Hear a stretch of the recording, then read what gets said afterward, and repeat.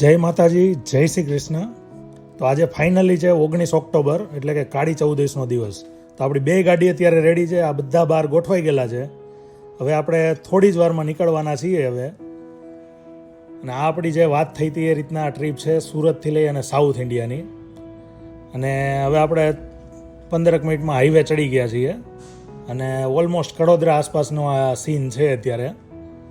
Road ઉપર જોઈએ એવી ટ્રાફિક અત્યારે નથી. જો કે દિવાળી છે એટલે શું છે કે ટ્રક ને એ લોકો અત્યારે આરામ કરવા માટે કે ઘર જવા માટે અત્યારે વેકેશન જેવું હોય 4-5 દિવસનું, તો એનું આપણે ટ્રાફિક ઓછું નડ્યું.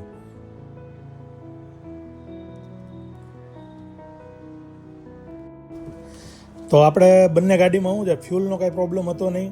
એક આપણી પાસે ડીઝલ હતી તો ટેન્ક ફૂલ જ હતી, અને એક આપણે સીએનજી છે તો એમાં આપણે પેટ્રોલ રાખ્યું હતું ફૂલ. કારણ કે શું છે કે 250-300 કિલોમીટરમાં આવી જાય મહારાષ્ટ્ર.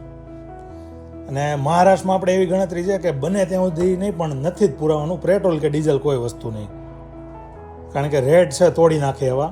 આપણાથી ઓલમોસ્ટ સમજો કે આપણા પેટ્રોલના ભાવમાં ડીઝલ નથી મળતું ત્યાં. અને પેટ્રોલનો તો પૂછોમાં, પેટ્રોલ 105-6 રૂપિયા આસપાસનો ભાવ છે. એટલે આપણે પેટ્રોલ ડીઝલ ત્યાં ભરાવાનું નથી. અને હવે આપણે ઓલમોસ્ટ સમજી લ્યો કે મુંબઈ વાળો રોડ રહ્યો ને એને આપણે સાઈડ મૂકી અને થાણે સાઈડ નીકળ્યા છીએ. હવે આ રોડ ઉપર લગભગ 30-40 કિલોમીટરમાં થાણે આવે છે આગળ. એટલે આપણે મહારાષ્ટ્રમાં તો એન્ટર કરી જ લીધું છે. અને પ્લસમાં હવે આપણે ક્યાં આવ્યા, પુણે આસપાસનો રોડ આવી ગયો છે. ટનલ ચાલુ થઈ ગઈ છે. 6 થી 7 મસ્ત ટનલ છે. જો દિવસના હોય તો નજારો જોવા મળે આનો જોરદાર. તો અને એમાંય જો વરસાદ હોય ઉપરથી તો સાઈડમાં ગ્રીનરી છે અને ઉપરથી પાણી આવતું હોય, જબરજસ્ત નજારો છે આખો હિલનો. કાંઈ નહીં, અત્યારે તો જોઈએ જેટલું દેખાય એટલું. બાકી તો આપણે ગમે ત્યારે રિટર્નમાં કેમ જોવાના જ છીએ પાછી આ જગ્યાને.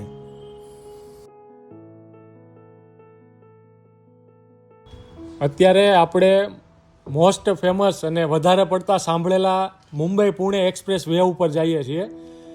અહીંયાની આજુબાજુની ગ્રીનરી, આ ટનલ જે સ્પેશિયલ પહાડને ખોતરીને બનાવેલી છે, અને ચોમાસામાં ને એમાં તો આ નજારો જ કંઈક અલગ છે આનો.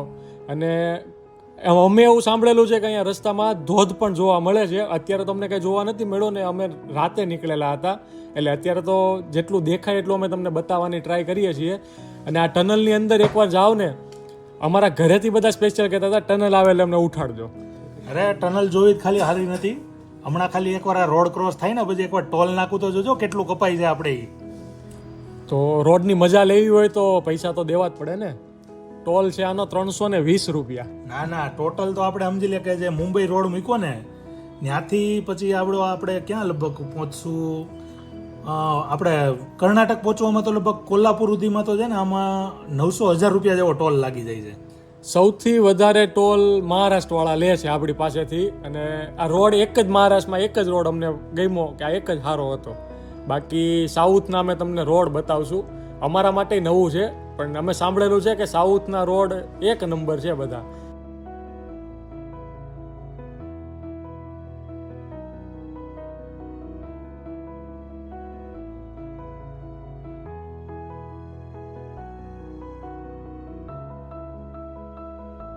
અત્યારે આપણે કોલ્હાપુર પહોંચવા આવ્યા છીએ. આ સવાર થઈ ગઈ છે, જો સુરત દાદા ઉગી ગયા છે એના ટાઈમ ટુ ટાઈમ. કોઈ મોડું નથી કર્યું એણે.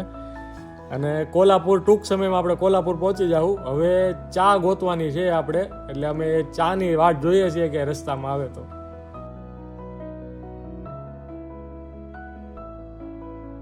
તો આપણે કોલ્હાપુરમાં રૂમ રાખીને ત્યાં સામાન મૂકીને બધા નાહી ધોઈ ફ્રેશ થઈને માતાજીના દર્શન માટે નીકળીએ છીએ. અંબાઈ મહાલક્ષ્મી માતાજીના દર્શન માટે. આ એની મેઇન બજાર છે આપણે જ્યાં ચાલતા ચાલતા જઈએ છીએ અત્યારે. ત્યાં આજુબાજુમાં તમને જેના માટે કોલ્હાપુર ફેમસ છે, કોલ્હાપુરી ચપ્પલ, જેને જીઆઈ ટેગ મળેલો છે.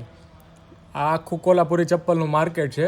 પણ અમને તો વધારે કોસ્ટલી લાગેલા હતા એટલે અમે નથી લીધા. પછી તો તમારી મરજી. હવે આ માતાજીના મંદિરનો મેઇન ગેટ છે. અને આ મંદિરનો ઇતિહાસ તમે જાણશો ને તો તમને નવાઈ લાગશે, કારણ કે 50% લોકોને નથી ખબર. આ મંદિરના ઇતિહાસમાં એવું છે કે જ્યારે ભૃગુ ઋષિએ વિષ્ણુ ભગવાનને લાત મારી હતી છાતી પર, ત્યારે લક્ષ્મી માતા રિસાઈ ગયા હતા. અને વિષ્ણુ ભગવાનને કે તમે સામે બદલો લ્યો એમ.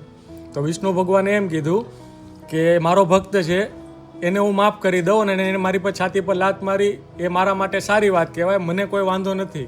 પણ લક્ષ્મી માતા રિસાઈને અહીંયા કોલ્હાપુર આવી ગયા હતા. આ એ સ્થાન છે ત્યાં માતા લક્ષ્મી સાક્ષાત પ્રગટ થયેલા છે, અહીંયા આવેલા છે.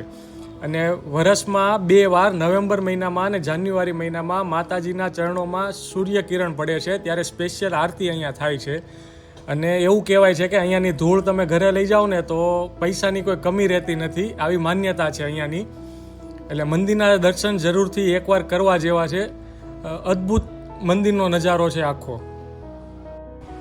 આપણી સુરતથી સાઉથ ઇન્ડિયા ટ્રીપનો ડે 1 આજે અહીંયા પૂરો થાય છે. લક્ષ્મી માતાના દર્શનની સાથે આજે આપણે દિવસની પૂર્ણાહુતિ કરીએ છીએ. કાલે સવારે મળીએ. નવા દિવસ છે, નવા જોશ સાથે, નવી જગ્યા પર. Good night.